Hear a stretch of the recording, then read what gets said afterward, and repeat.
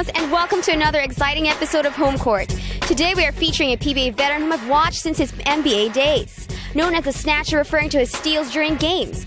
Born in Kalibo, Aklan, this Defensive Player of the Year in the PBA has been a professional cager for 13 years. Currently the point guard of the Air 21 Express. Let's visit his home, everyone, Winnie Arboleda. Come on, guys.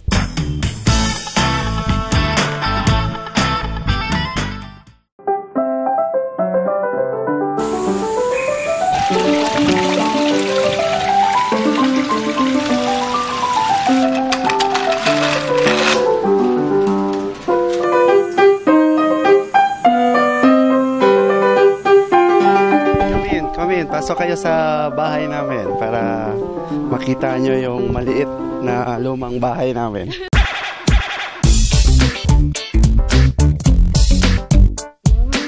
Ayan, nandito na tayo sa loob ng bahay. So, ayan, nakita nyo na yung magulo naming bahay. Nakita ko po may piano po dito. Naglalaro po ba kayo? Nagtutugtog po ba? Normally hindi. Hindi ako nagpa-piano. Yung daughter ko, mayroon siyang every Saturday, mayroon siyang piano lesson. Tapos, yun, mom niya, sila naglalaro. Ako nakikinig lang. Pasin ko po yung bahay niyo po, parang Filipino yung style niya. Oo, ito kasi yung old house ng mga parents namin.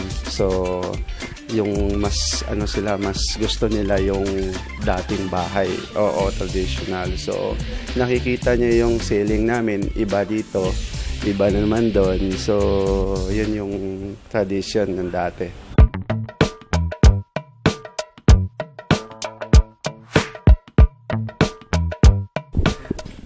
Nandito rin yung mga trophy ko. So, ito ngayon yung mga achievement ko nung naglalaro ako hanggang ngayon.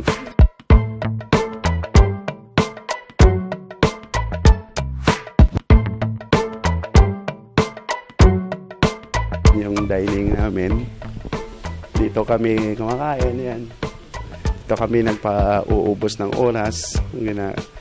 Namin. Tapos, nandun yung mga kids ko sa taas. Naglalaro din ng mga Wii games nila. So yun, bisitahin natin. Hi! Alwin! Hi! Naglalaro sila ng Wii games. Then, dyan din ako minsan. Nakikjoin din ako. Most of the time, yan, nauubos hanggang minsan naabot na kami ng gabi dito. Kalaro. Ang gusto ko lang palaruin dyan yung Mario, ay ayaw na nila, nagsasawa na. Gusto na iba-iba naman.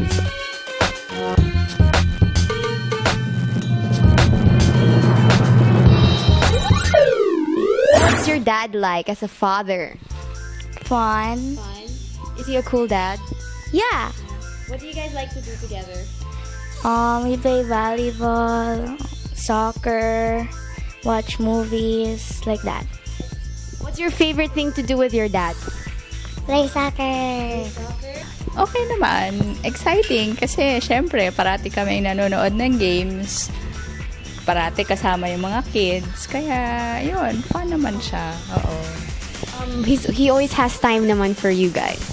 Oo, he always has time. Talagang, and he makes time for us. Like, after practice, pag wala na talagang gagawin, uwi na siya dito sa house. Dito na lang kami hangout. Ano pong paborito niyong part dito sa bahay niyo? Well, ang dami. Living room. Siyempre, dining. Kung saan kami makain. Normally, doon kami nagkakaroon ng conversation lahat. At nandun lahat yung kwentuhan, tawanan, chikahan, di ba? So, doon kami nagkaroon ng time na nagkakita-kita at nagkukwentuhan. So, Winnie, sa tingin mo after basketball, anong gagawin mo? Pag, kasi hindi naman forever ang basketball, di ba? Yeah. For me kasi, just looking na ngayon. Alam ko, after how many years na lang? 2 to 3 to 4.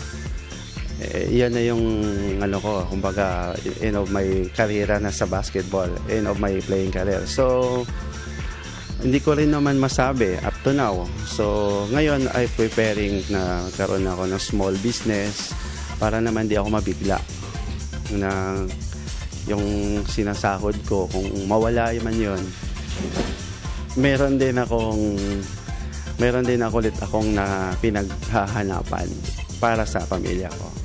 Ngayon, mas maaga, nagsisimula na ako habang naglalaro pa para naman wala bang matapos na yung pag-playing career ko, meron na rin akong na-invest. Yun yung yun yung tinitingnan ko.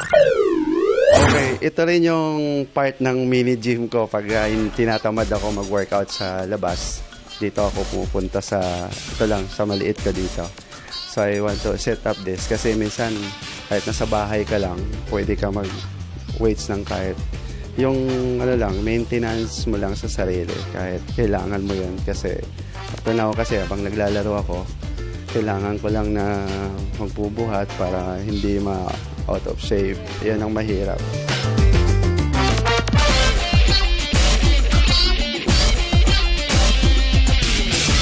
Okay, dito rin tayo sa susunod na kung saan ako nag-uubos ng oras at naglilibang. Dito punta tayo dito sa mga isda ko. Mga maliliit pa lang ito. Siguro, mga ganito pa lang kaliliit. Ayan yung mga isda, mga koi. 3 klase yan eh. May koi ako, may hammerhead, may tilapia. Yung tilapia, pinaparami ko para pag may mga bisita na gustong kumain at magpulutan, dito na lang. Dito. Paano po kayo nag-umpisa ulit mag-kolekta naman? Yung sa isda, si paring Ronald Tubid, nagbigay sa akin ng flower horn nandun sa loob. So, naaliw ako, lumalaki at pumupula yung kanyang head. Saka Tapos sabi niya, mag-alaga ka ng koi. Sabi niya, subukan mo. So ngayon, nagsubok ako ng mga 3-4 na nilagay ko lang sa aquarium. Tapos ngayon, nandun lang sa loob ng bahay. Habang tumatagal, lumalaki. So naaliw ako. Sabi, nung dinagdagan, dumadami. So ngayon, parang hindi natakas siya sa aquarium. Ang ginawa ko, ngayon, naging bisyo na. Ayan, pinagiba ko na ito at pinagawa na lang na lagoon. So dito na lang sila. Tapos malaya silang lumangoy. So dito, at iba yung tunog ng tubig lalo pag pagod ka, dito ka.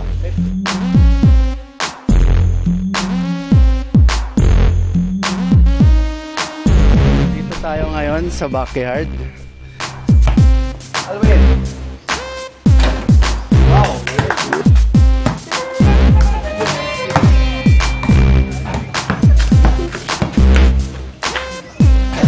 Ito yung lolo namin. Ilang taon ka na, Lo? 93 years. Wow! Still loving and looking for someone. Wow!